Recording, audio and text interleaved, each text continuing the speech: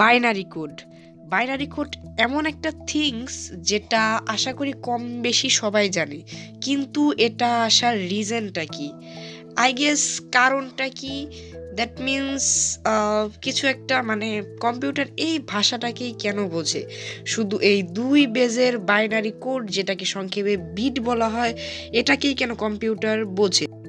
So সেগুলোই আলোচনা করব আজকের এই ভিডিওতে। So let's start our today's videos.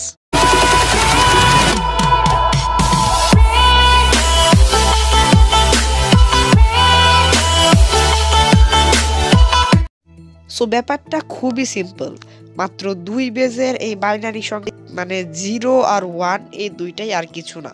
এই বাইনারি সংখ্যা ব্যবহার করে কিন্তু আমরা কারো নাম বা রোল ইত্যাদি লিখতে পারি। কিন্তু প্রশ্ন হচ্ছে বাইনারি কোড কম্পিউটার কেন বোঝে। এখন ব্যাপারটা খুবই সিম্পল, এটা একটা কম্পিউটার, এটা তো কোনো মানুষ বা হিউম্যান ব্রেন না, যেটা আরো তার অবশ্যই ব্রেনটা শার্প না, এটা একটা এআই বা আর্টিফিশিয়াল ইন্টেলিজেন্স বলতে পারেন। আর এই কারণেই এটাকে মানে এটা যদি সহজে ভাষাটা বুঝতে পারে, এই জন্যই মাত্র 2 সংখ্যা ব্যবহার করা হয়।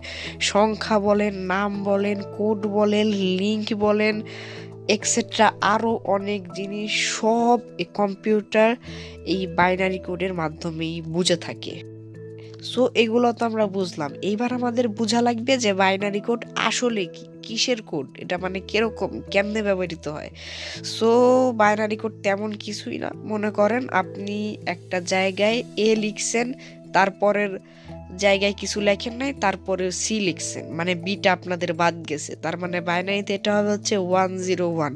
তার মানে সেখানে কোনো পাওয়ার নাই, মানে কম্পিউটার যেখানে পাওয়ার ইউজ করে সেখানে 1, আর যেখানে ইউজ করে না সেখানে 0 মেইনলি। আর এটা অনেকভাবে এক্সাম্পল দেওয়া যায়, কিন্তু আমি সেটা ভিডিওটা আরও বড় করব না।